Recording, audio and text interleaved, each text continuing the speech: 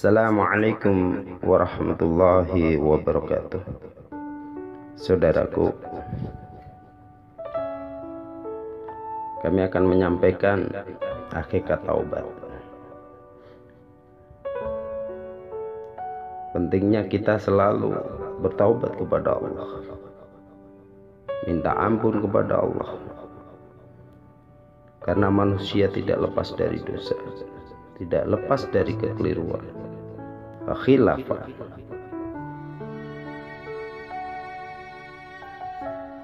Definisinya taubat itu apa? Secara bahasa, taubat berasal dari kata tawabah, yang bermakna kembali. Dia bertobat artinya dia kembali dari berpaling dan menarik diri dari dosa. Taubat yaitu kembali kepada Allah dengan melepaskan hati dari belenggu yang membuatnya terus menerus melakukan dosa, lalu beralih, yaitu melaksanakan semua hak Allah. Maka secara syar'i taubat adalah meninggalkan dosa karena takut kepada Allah, menganggapnya buruk, menyesali perbuatan maksiatnya, bertekad kuat untuk tidak mengulanginya, dan memperbaiki apa yang mungkin bisa diperbaiki kembali dari amalan. Saudaraku, hakikat taubat yaitu perasaan hati yang menyesali perbuatan maksiat yang sudah terjadi, lalu mengarahkan hati kepada Allah pada sisa usianya, serta menahan diri dari dosa, melakukan amal soleh, dan meninggalkan larangan adalah wujud nyata dari taubat. Taubat menyangkut penyerahan diri seorang hamba kepada Rabb-Nya, inabah, kembali kepada Allah, dan konsisten menjalankan ketaatan kepada Allah.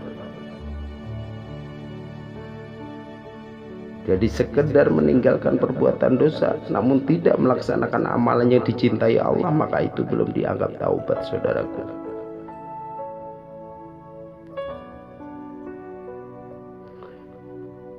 Seorang dianggap bertaubat jika dia kembali kepada Allah dan melepaskan diri dari belenggu yang membuatnya terus menerus melakukan dosa. Ia tanamkan makna taubat dalam hatinya sebelum diucapkan lisan, senantiasa mengingat apa yang disebutkan oleh Allah Subhanahu wa Ta'ala, berupa keterangan terperinci tentang surga yang dijanjikan bagi orang-orang yang taat, dan mengingat siksa neraka yang diancamnya pada orang yang selalu berbuat keburukan. Dia berusaha terus melakukan itu agar rasa takut dan optimismenya kepada Allah semakin menguat dalam hatinya. Terus dia berdoa senantiasa Allah Subhanahu wa Ta'ala dengan penuh harap dan cemas agar Allah berkenan menerima taubatnya, menghapus dari dosa dan kesalahan-kesalahan. Saudaraku, syarat taubat pertama, hendaknya taubat itu dilakukan dengan ikhlas tanpa ada paksaan. Artinya yang mendorong dia untuk bertaubat adalah kecintaan kepada Allah Subhanahu wa Ta'ala,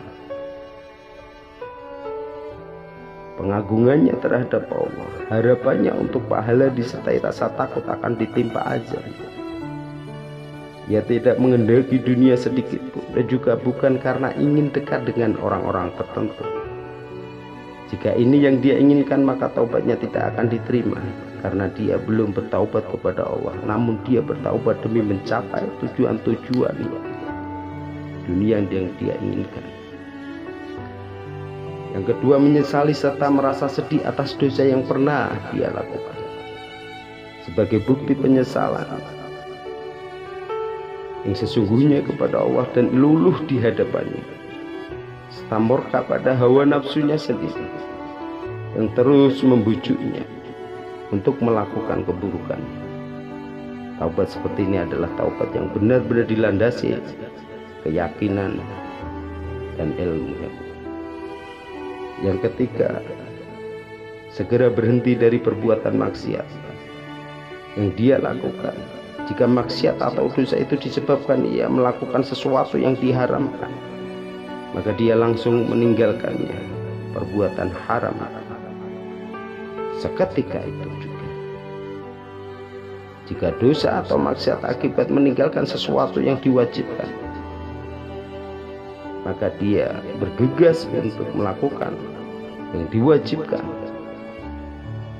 Yang keempat, bertekad untuk tidak mengulangi dosa di masa yang akan datang, karena ini merupakan buah dari taubatnya dan sebagai bukti kejujuran pelakunya. Jika ia mengatakan telah bertaubat namun ia masih bertekad untuk melakukan maksiat itu lagi di suatu hari nanti, maka taubatnya saat itu belum benar, karena taubatnya hanya sementara. Si pelaku maksiat ini hanya sedang mencari momen yang tepat saja. Taubatnya ini tidak menunjukkan bahwa dia membenci perbuatan maksiat itu, lalu menjauhkan diri dan selanjutnya melaksanakan ketaatan kepada Allah. Terus yang kelima, taubat itu dilakukan bukan pada saat masa penerimaan taubat telah habis. Jika taubat itu dilakukan setelah habis waktu diterimanya taubat, maka taubatnya tidak akan diterima. Berakhirnya waktu penerimaan taubat itu ada dua macam. Pertama bersifat umum, yang kedua bersifat khusus. Yang bersifat umum adalah terbitnya matahari dari arah barat. Jika matahari telah terbit dari arah barat, maka saat itu taubat sudah tidak bermanfaat lagi. Dalam surat Al-An'am ayat 158, di sana dikatakan, yauma ya'ti ba'du ayati rabbika la yanfa'u nafsan imanuha lam takun amanat min qablu aw kasabat fi imaniha khairan qul tangdiru inna muntangdirun. Pada hari datangnya sebagai ayat-ayat Rabbmu, tidaklah bermanfaat lagi iman seseorang kepada dirinya sendiri yang belum beriman sebelum itu, atau dia belum mengusahakan kebaikan dalam masa imannya. Katakanlah, tunggulah olehmu, sesungguhnya kami pun menunggu. Saudaraku, maksud dari ayati rabbika la yanfa'u nafsan imanuha itu ya, sebagian ayat-ayat Rabbmu dalam firman Allah tadi adalah terbitnya matahari dari arah barat. Kalau matahari sudah terbit dari arah barat, tidak akan lagi iman itu berguna baginya, sebagaimana yang ditafsirkan oleh Nabi dari Abdullah bin Amr bin As. Nabi SAW bersabda, la tazal taubatu tuqbalu hatta tatlu'a as-samsu min maghribiha fa idza tala'at tub'a ala kulli qalbi bima fihi wa kafana sal amal. Senantiasa taubat diterima sampai matahari terbit dari tempat terbenamnya dari arah barat. Maka jika dia terbit akan ditutup setiap hati dari hidayah, sehingga yang ada hanya apa yang ada di dalam hatinya saja. Dan cukuplah bagi manusia amalannya, sehingga dia tidak bisa beramal kebaikan lagi. Ibnu Katsir rahimahullah mengatakan, sanadnya hasan, dari Abu Hurairah radhiyallahu anhu bersabda, "Man taba qabla an tatlu asamsu min maghribiha taballahu alaihi." Siapa yang bertaubat sebelum matahari terbit dari tempat terbenamnya, maka Allah akan menerima taubat. Saudaraku, adapun yang bersifat khusus adalah saat kematian mendatangi seseorang. Ketika kematian mendatangi seseorang, maka taubat sudah tidak berguna lagi baginya dan tidak akan diterima. Dalam surat An-Nisa ayat 18 Allah katakan, "Walaysati taubatu lilladzina ya'maluna sayyi'ati hatta idza haddara ahaddahumul mautu qala inni tubtu an walalladzina yamutuna wa hum kufar ulaika a'tadna lahum 'adaban alim." Dan tidaklah taubat itu diterima Allah dari orang-orang yang mengerjakan keburukan, sehingga apabila datang ajal kepada seorang di antara mereka, baru dia mengatakan, "Inni tubtu an." Sesungguhnya aku bertaubat sekarang ini. Dan tidak pula diterima taubat orang-orang yang mati sedang mereka di dalam kekafiran. Bagi orang-orang itu telah kami sediakan siksaan yang pedih. Kalau dalam hadis dari Abdullah bin Umar bin Khattab radhiyallahu anhu, ia bersabda, Rasulullah, "Inna Allah yaqbalu taubatal 'abdi ma lam yungqarngir." Sesungguhnya Allah menerima taubat seorang hamba selama nyawanya atau rohnya belum sampai tenggorokan. Apabila taubat itu telah terpenuhi seluruh syarat dan diterima, maka Allah akan menghapus dosa-dosanya sekalipun jumlahnya banyak.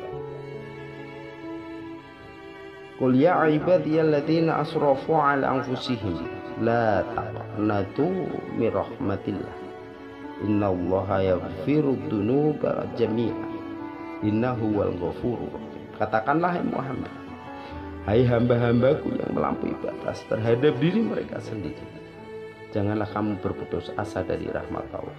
Sesungguhnya Allah pengampun dosa-dosa semuanya. Sesungguhnya Dia Allah yang Maha Pengampun lagi Maha Penyayang. Ayat ini berbicara tentang orang-orang yang bertaubat, saudara, yang kembali dan berserah diri kepada Rabb. Wa may ya'mal su'aw yadhlim nafsahu tsumma yastaghfirillah yajidillaha ghafurur rahim. Dan barang siapa yang mengerjakan kejahatan dan menganiaya dirinya sendiri, kemudian ia mohon ampun kepada Allah, niscaya dia mendapati Allah Maha Pengampun lagi Maha Penyayang. Oleh karena itu, semoga Allah senantiasa merahmati kita. Hendaklah kita bersegera mengisi sisa umur kita ini dengan taubat nasuha kepada Rabb sebelum kematian menghampiri kita. Jika kematian sudah menghampiri kita, tidak akan bisa menghindarinya. Hanya inilah yang bisa kami sampaikan. Mudah-mudahan bermanfaat. Akhirul kalam, assalamualaikum warahmatullahi wabarakatuh.